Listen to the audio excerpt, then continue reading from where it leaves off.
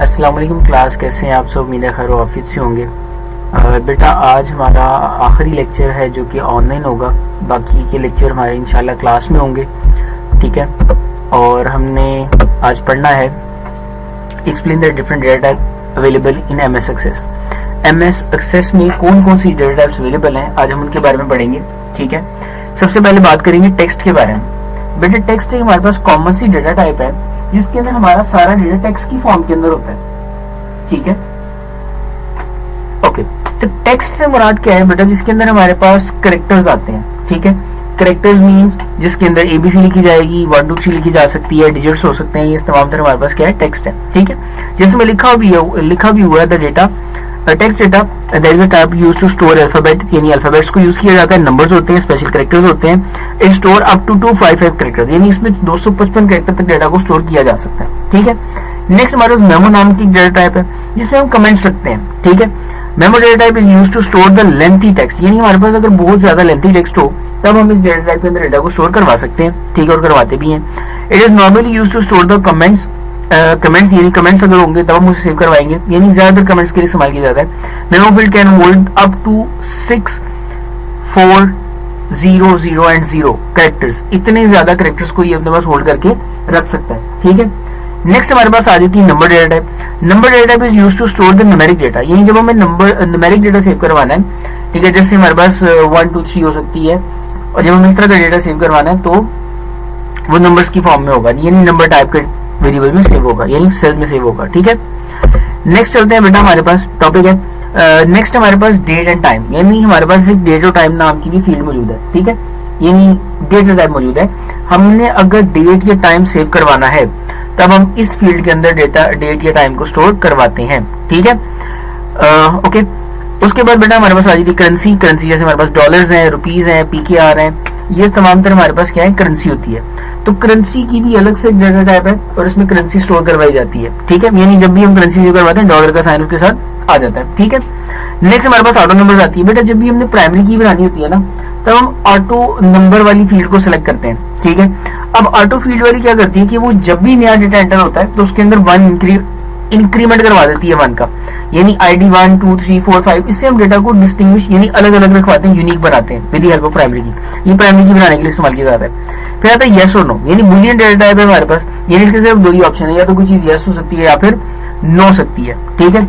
Next हमारे पास EOLE object बने हुए हैं, ठीक है, stand for object linking embeddings, ठीक है। The data type is used to enter the objects and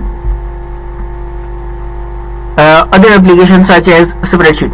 अच्छा बेटा, जब हमने ना किसी एक एप्लीकेशन यानी अपनी डेटाबेस को दूसरी एप्लीकेशन के साथ लिंक करना होता है, ठीक है, जैसे मैं चाहता हूं कि जब मैं क्लिक करूं तो वो ऑटोमेटिकली मुझे किसी और एप्लीकेशन या एक अलग सॉफ्टवेयर पर ले जाए, तब हम इस ऑब्जेक्ट का यूज करते हैं, ठीक है। अब इसमें हाइपरलिंक भी आ जाता है, ठीक है, एक्सक्यूज मी,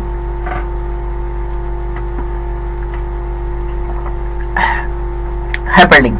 बेटा हाइपरलिंक का काम ये होता है कि वो लिंक क्रिएट करवाता है एक चीज का दूसरी चीज के साथ, ठीक है, यानी एक एप्लीकेशन का दूसरी एप्लीकेशन के साथ, एक डेटा का दूसरी डेटा के साथ, तो ये लिंक्स क्रिएट कर बनाने के लिए इस्तेमाल किया जाता है, ठीक है। इसके बाद बेटा हमारे पास आ जाता है, इसमें लिखा है hyperlink is the data type used to store link to the other file, यानी एक फाइल को दूसरी फाइल से क्या करना है? उसने लिंक क्रिएट करवाना है, ठीक है। ओके, इसके साथ नेक्स्ट चलते हैं। नेक्स्ट बेटा हमारे पास डेटा टाइप आ जाती है, डेटा टाइप तो खत्म होगी, हमारे पास टॉपिक है तो briefly describe the field name, data type and description. बेटा ये 3 मेजर चीजें ना हमारे पास होती हैं जब हम डेटाबेस को डिजाइन कर रहे होते हैं, ठीक है। तो पहले देखते हैं फील्ड नेम क्या है। Field name is the name of the column, ये कॉलम का नेम होता है जो कि रखा जाता है, ठीक है, और उसी के मुताबिक सारा कंटेंट भी उसके अंदर स्टोर किया जाता है, जैसे नेम, एड्रेस, जेंडर, ये तमाम जो चीजें हमारे पास क्या हो सकती हैं? फील्ड्स हो सकती हैं। नेक्स्ट हमारे पास आती है डेटा टाइप। तो डेटा टाइप के बारे में देख लिया कि हमारे पास डेटा टाइप होती है, जब भी हम डेटाबेस को क्रिएट करेंगे तो पहले हमें फील्ड का नाम रखना पड़ेगा, फिर उसके बाद हम उसकी डेटा टाइप डिफाइन करेंगे और फिर हम उसके बारे में डिस्क्रिप्शन लिखेंगे कि ये इस चीज के लिए इस्तेमाल किया जा रहा है, ठीक है। जैसे हमारे पास होता है टाइटल, अब वो जॉब टाइटल भी हो सकता है, क्लास का टाइटल भी हो सकता है, स्कूल का टाइटल भी हो सकता है, या कोई और टाइटल भी हो सकता है, ठीक है। तो टाइटल के साथ हम डिस्क्रिप्शन लिख देते हैं कि ये टाइटल कौन सा टाइटल है, यानी जैसे अब जो मैंने स्टैट्स वगैरह पढ़ते हैं नरेशन के बारे में पता होगा, ठीक है, ये वो छोटा सा जब हम एंट्री करवाते हैं, सॉरी जो अकाउंटिंग पढ़ते हैं, खैर आपने तो अकाउंटिंग को बचा ही नहीं होगा, खैर बेटा अकाउंटिंग के सब्जेक्ट के अंदर नरेशन लिखी जाती है, हम कोई एंट्री करवाते हैं साथ नरेशन लिख देते हैं। सेम वैसे ही हम जो डिस्क्रिप्शन लिख देते हैं, छोटा सा कमेंट लिख देते हैं कि किस लिए इस्तेमाल की जाएगी। ठीक है, नेक्स्ट हमारे पास आता है what is field property. Field की क्या प्रॉपर्टीज होती हैं? Field is used to define how data will be entered, या डेटा को एंटर किस तरह से किया जाएगा, स्टोर एंड डिस्प्ले, उसको स्टोर किस तरह किया जाएगा, डिस्प्ले किस तरह किया जाएगा, और उसे एक्सेस किस तरह से किया जाएगा। ठीक है, the properties of each field can be set in design view. बेटा ये तमाम चीजें डिजाइन व्यू के अंदर ही की जाती हैं। ठीक है, यानी डिजाइन व्यू के अंदर हमें फील्ड की प्रॉपर्टीज को डिफाइन करना होता है। Done. Okay, the property window is divided into two parts. इसके भी दो पार्ट होते हैं। The top pane is used to enter the field name. इस पहले वाले हिस्से के अंदर फील्ड नेम लिखते हैं, दूसरे वाले में टाइप लिखी जाती है, और थर्ड वाले में डिस्क्रिप्शन लिखी जाती है। ठीक है, और उसके बाद बेटा हमारी साइज की बात हो रही है, यानी फील्ड का साइज, यानी कितना ज्यादा डेटा उस फील्ड के अंदर रखा जा सकता है। ठीक है, ओके, तो बेटा ये था हमारा आज का छोटा सा शॉर्ट टॉपिक। ठीक है, मैं उम्मीद करता हूँ कि आपको समझ में आई होगी। हमने बहुत छोटी सी चीजें थी जो हमने डिस्कस की हैं। ठीक है, और नेक्स्ट लेक्चर में इंशाल्लाह हम जो पढ़ेंगे वो लाइव होगा।